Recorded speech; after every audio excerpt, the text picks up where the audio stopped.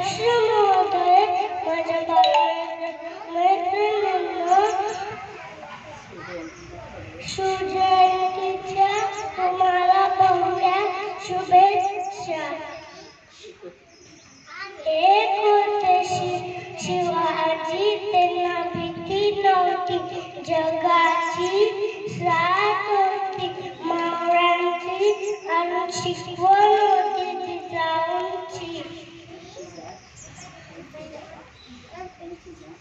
त्यांची जात होती मर्द मराठ्यांसोबत. देशात लाट आणली भगव्या झेंड्याची.